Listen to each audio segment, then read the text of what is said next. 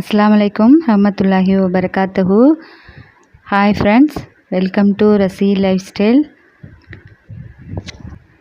Friends எல்லோரும் எப்படி இருக்கீங்க? நல்லா இருக்கீங்களா? நம்மளோட வீடியோஸை தொடர்ந்து பார்த்துட்ருக்கீங்களா? ஃபாலோ பண்ணிகிட்ருக்கீங்களா எங்களுடைய சேனலை? ரொம்ப நாளைக்கு அப்புறம் கேப் விட்டு மிஷினில் மறுபடியும் வந்து தைக்க ஆரம்பிச்சிருக்கேன் ஃப்ரெண்ட்ஸ். ப்ளவுஸ்லாம் வந்து கொஞ்சம் தைக்காமலே எனக்கு ப்ளவுஸ்லாம் கட்டிங் பண்ணி வச்சுருந்தேன்.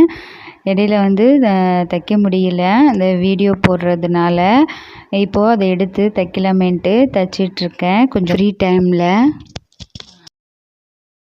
அப்படியே பழைய ட்ரெஸ்ஸுங்கள்லாம் கொஞ்சம் சேர்ந்து போச்சு. புர்காலாம் வந்து பிடிக்கிறது, அப்புறம் அம்மா ட்ரெஸ் கொஞ்சம் தைச்சி கேட்டாங்க, அதையும் சேர்த்து தைச்சி வச்சிடலாம் அப்படின்ட்டு தான் உட்காந்துருக்கேன் மிஷினில். எப்பயாவது எனக்கு வந்து டைம் கிடைக்கிறப்போ இதெல்லாம் தைக்கிறதுக்கு கண்டிப்பாக ஒவ்வொரு பெண்களும் வந்து தையல் வந்து கற்று வச்சுக்கணும். எல்லார் வீட்லேயும் மிஷின் வாங்கி போட்டு இருந்தால் நம்ம யூஸுக்கு, செல்ஃப் யூஸுக்கு ரொம்பவே வந்து பிரயோஜனமாக இருக்கும். பிள்ளைங்க ட்ரெஸ்ஸாக இருக்கட்டும், நம்மளுடைய ட்ரெஸ்ஸாக இருக்கட்டும், அது வந்து டக்குன்னு நம்ம கூட தைச்சிக்கலாம். எல்லார் வீட்லேயும் மிஷின் இருக்கிறது ரொம்பவே வந்து யூஸ்ஃபுல்லாக இருக்கும். நான் எப்போ கற்றுக்கிட்டேன் அப்படின்னா, நான் ஏஜ் அட்டன் பண்ணுறதுக்கு முன்னாடி நானும் என்னோடய ஃப்ரெண்டும் தையல் டீச்சர்கிட்ட தான் நாங்கள் வந்து ஸ்கூலில் வந்து கற்றுக்கிட்டோம். அதுதான் எனக்கு வந்து இப்போ வந்து யூஸ் ஆகுது ரொம்பவே. இடையில வந்து நம்ம ஏதாவது வந்து மிஷின் இருந்தால் தான் தைச்சிட்டே இருக்கிறதுக்கு நம்ம வந்து பழக்கப்படுத்திக்கலாம். தையல் வந்து ஒரு கலை. அந்த கலையை வந்து பெண்கள் எல்லாருமே கற்று வச்சுக்கணும். கற்று வச்சா அவங்களுடைய லைஃபுக்கு ரொம்பவே யூஸ்ஃபுல்லாக இருக்கும். டுடே வந்து ஃப்ரெண்ட்ஸ் நம்ம வீட்டுக்கு கெஸ்ட்டு வராங்க. யாருன்னா என்னுடைய க்ளோஸ் ஃப்ரெண்டு. அவங்க தான் வந்து பொண்ணுக்கு மேரேஜுன்னு சொல்லியிருந்தேனே, அவங்க தான் வந்து இன்விடேஷன் வைக்கிறதுக்காக வர சொல்லியிருந்தாங்க. அவங்களுக்கு வரவங்களுக்கு வந்து ஏதாவது ஸ்நாக்ஸ் வந்து ரெடி பண்ணுவோமே அப்படின்னு நான் இப்போ ரெடி பண்ணிவிட்டு ப்ரிப்பேர் பண்ணி வச்சிடலான்னு செய்துட்ருக்கேன். என்ன ஸ்நாக்ஸ் செய்யலாம் அப்படின்னு திங்க் பண்ணிகிட்ருந்தேன். அப்போ வந்து சரி நம்ம வந்து இதை மாதிரி கொஞ்சம் டிஃப்ரெண்ட்டாக செஞ்சிடலாம் அப்படின்ட்டு வெஜிடபிள் இருந்துச்சு வீட்டில். கோபிஸை வச்சு ஸ்நாக்ஸ் பண்ண போகிறேன்.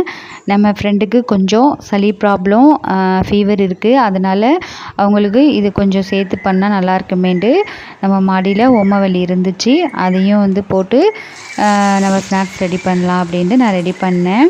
கோபிஸை வந்து நல்லா சின்ன சின்னதாக நறுக்கி வச்சுட்டு, ஆனியன் கொஞ்சம் சின்ன சின்னதாக அதுவும் கொஞ்சம் நறுக்கிட்டு, இந்த ஓமவல்லி இலையும் நறுக்கி போட்டு, அது மாதிரி சில்லிஸ் அது கொஞ்சம் நறுக்கி போட்டு, அரிசி மாவு 1 கப்பு போட்டிருக்கேன், கடலை மாவு 1 கப்பு, அரிசி மாவு 1/2 கப்பு, சால்ட்டு போட்டு நல்லா பெசரி வச்சிடலாம்.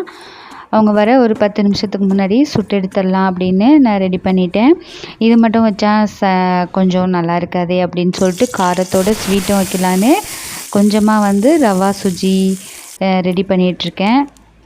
1 கப் ரவா எடுத்திருக்கேன். அதை நெய்யில் வறுத்துட்டு நிறைய வந்து பாதாம் கொடுத்துருக்கேன். இதில் முந்திரி போடலை, பாதாம், திராட்சை எல்லாம் வந்து வறுத்துட்டு அதுக்கப்புறம் நம்ம வந்து கொஞ்சமாக வந்து வாட்ரு ஊற்றிட்டு 1 கப் ரவாக்கு 2 கப்பு சுகர் வந்து சேர்க்கணும். யூஷுவலாக அப்படி தான் சேர்ப்பாங்க.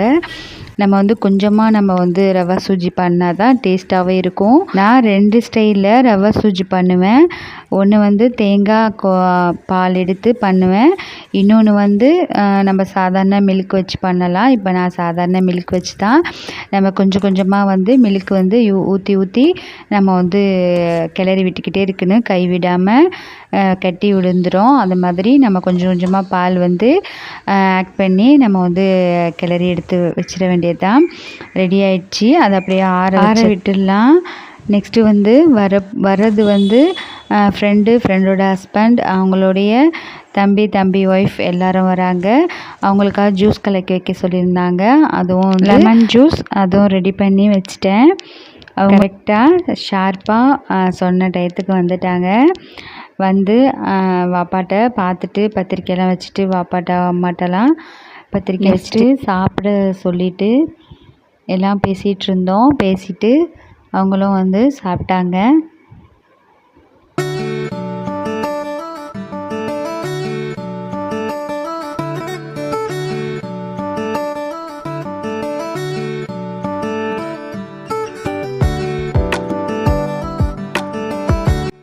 எல்லோரும் சாப்பிட்டு முடிச்சுட்டு எனக்கு அழைப்பு கொடுத்தாங்க. எனக்கு ஸ்பெஷலாக சொல்லிவிட்டு என்னோடய ஃப்ரெண்டுக்கு இது பிறந்த ஊர், இந்த தெருவில் எல்லாருக்குமே வந்து பத்திரிக்கை வச்சுருக்காங்க. பத்திரிக்கை வச்சுட்டு கடைசியில் எனக்கு ஒரு சர்ப்ரைஸ் கொடுத்துட்டாங்க. என்ன சர்ப்ரைஸ்ன்னு நீங்களே பாருங்கள். பாக்ஸை திறந்து பார்த்தா அதில் ஒரு சாரீ இருக்குங்க.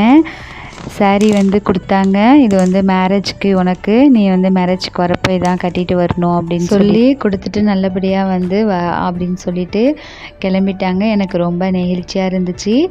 என்னுடைய லைஃப்பில் ஃபஸ்ட் டைமாக ஃப்ரெண்டு அவங்களுடைய பொண்ணு மேரேஜுக்கு சாரீ எடுத்து கொடுத்தது எனக்கு ரொம்ப ஹாப்பியாக இருக்குது. இப்போ உள்ள சில சொந்தங்கள்லாம் இது மாதிரி ஒரு ஃபங்க்ஷன் நடத்துகிறப்போ எடுத்து கொடுக்கறதுக்கு யோசிக்கிறாங்க, தயங்குறாங்க. நம்ம வந்து ஃப்ரெண்டு வந்து இந்த மாதிரி செஞ்சுருக்காங்க நினச்சி எனக்கு ரொம்பவே நெகிழ்ச்சியாக இருந்துச்சு. அதனால தான் ஃப்ரெண்ட்ஸ் உங்கள் கூட நான் இதை ஷேர் பண்ணுறேன். இவங்களுக்கு எனக்கும் ஒரே ஸ்ட்ரீட்டு தான். சின்ன வயசு ஃப்ரெண்டு, சின்ன வயசில் ரொம்ப க்ளோஸாக விளையாடி இருக்கோம். அதை அவங்க மறக்கவே இல்லை. கடைசி வரைக்கும் எங்களுடைய நட்பு தொடர்ந்துகிட்டே இருக்கணும்னு ஆசைப்பட்றேன். ஆமீன். ஃப்ரெண்டோட பொண்ணுக்கு மேரேஜ் நல்லபடியாக முடியணும்னு எல்லோரும் துவா செய்யுங்க. ஓகே கைஸ், இன்னொரு இன்ட்ரெஸ்டிங்கான விலாகில் மீட் பண்ணுறேன். என்னோடய சேனலை ஃபாலோ பண்ணிக்கிட்டு வாங்க. தேங்க்ஸ் ஃபார் வாட்சிங். See you. Bye.